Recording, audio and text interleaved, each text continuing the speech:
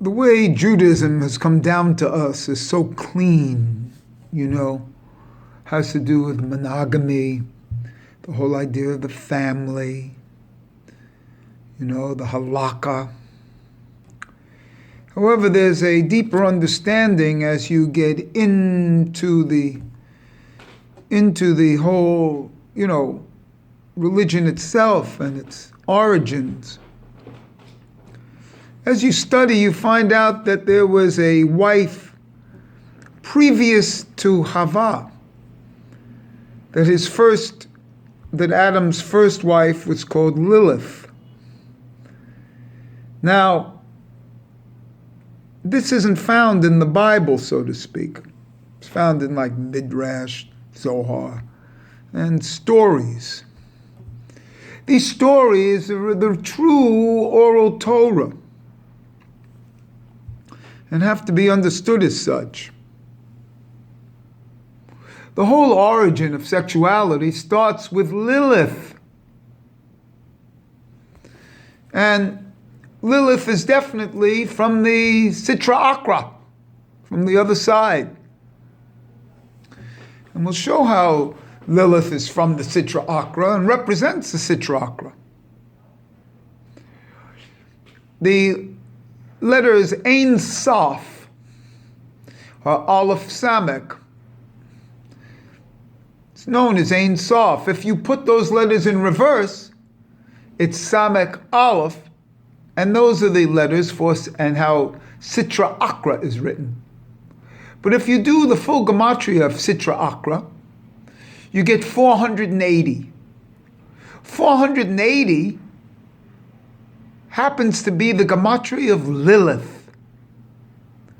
This entire Sitra Akra, which is repressed and thrown down below the line, so to speak. And it is true that for the days of the Mashiach, you have to come and purify the down and bring it up. And so this is part of it.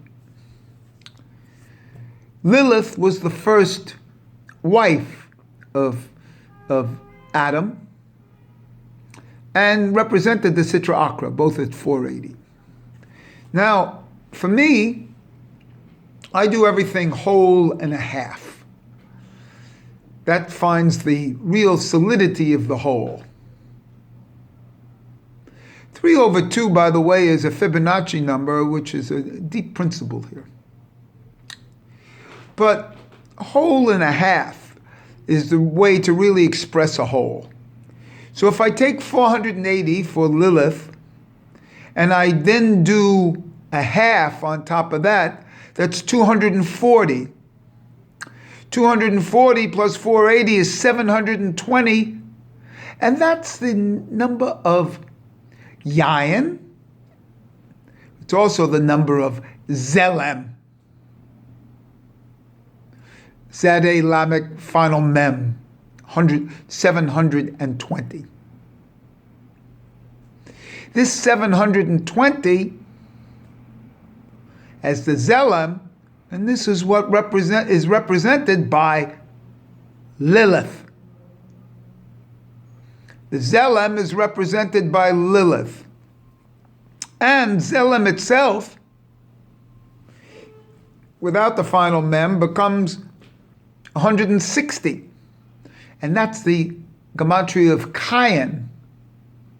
And Cain's gematria at 160, and it said that Cain represents the Zelem because they're both 160.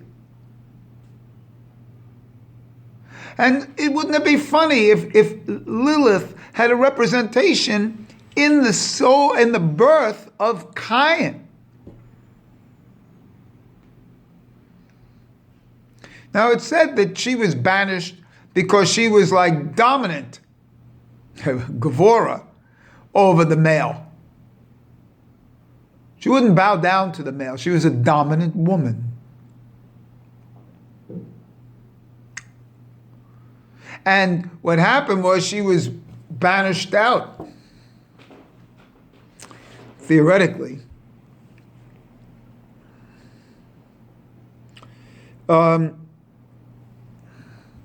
in this certain sense, I have here, Lilith was really the wife of Adam. This is why Cain also wanted the second twin of Hevel.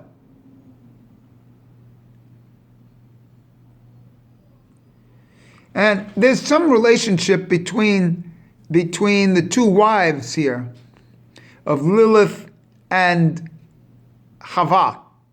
Because remember, Lilith is independent, wasn't born of man. Hava was half of man. That's how we get that half. Shalem v'hetzi. She comes out of man. And that's why I say in the previous video that woman's soul doesn't transmigrate. She doesn't have that godly soul. It's a possibility that Lilith has a godly soul. We'll see how this brings down in the future. Lilith, if you expand it out, I think they call it like the backward expansion or something, or forward expansion. Lamed, then Lamed Yud, Lamed Lud, Yud, Lam, Lamed, Lamed, Lamed Yud, Lamed Yud, Lamed Yud, Lamed Yud, Tov, 700. That's the gematria of Set. So there's a relationship between Set and Lilith, since the gematria can come out the same. If this is so, then there's a possibility here that the whole thing of Cain killing Hevel and then Set coming is some sort of a reincarnation of Lilith, or Lilith itself gave birth to Set. I don't know, because quite frankly, this is kind of new. The Shet becomes part of Moses, by the way, because it's Moses, Shet, Set, and then Hevel. Shen for Set, Hey for Hevel. So this is a very deep issue, which again has to be meditated on. That Shet and Hevel is the Sheh that Yitzhak asked for at the Akedah. Whereas the Sheh that we're going to get, and we never get the Sheh because it turns into an Ayil. But that's a whole other story. Again, to be meditated on. Because Yitzhak comes from the left. You know, the entrance into the Sitra Akra can be from the left or from below. This whole idea of the relationship between Lilith and Adam. And there were obviously two wives. There was, Lilith and then Hava. And so Judaism, about 1,000 years ago, took on this monogamy.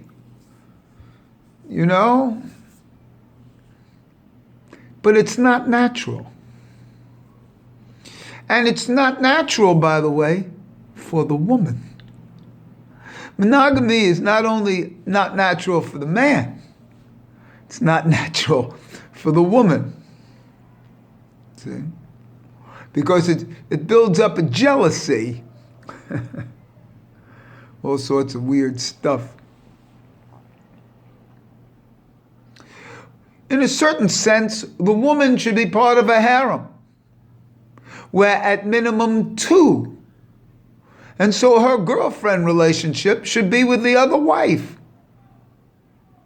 The man's relationship to the woman is of a different nature than a woman's relationship to a man, and a woman's relationship to another woman, like a friend.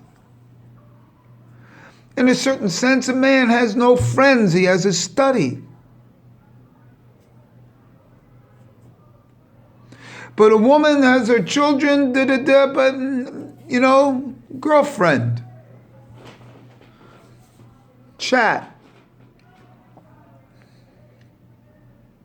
Gossip. So there's an interesting thing about at the root of Judaism is polygamy.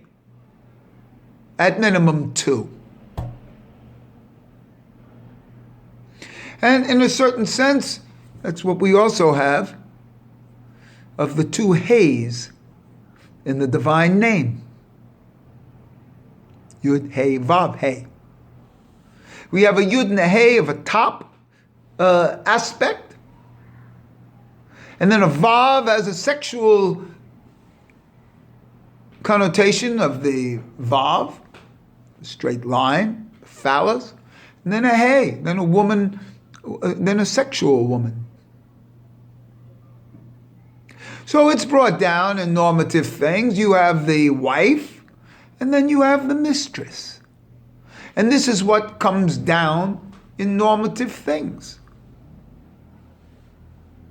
The wife is part of you. That could be Hava. But the mistress can be Lilith. And it always is. And so instead of making life difficult, why not recognize this?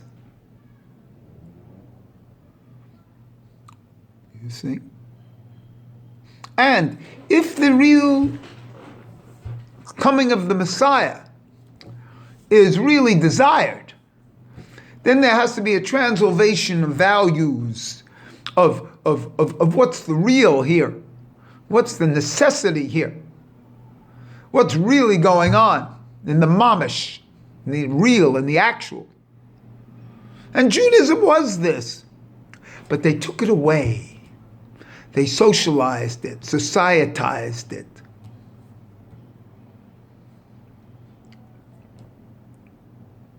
And this is the start of the understanding where this is the real truth.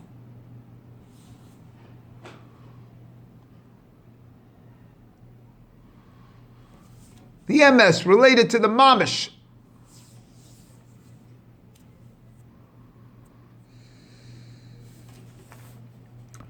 It's just an introduction.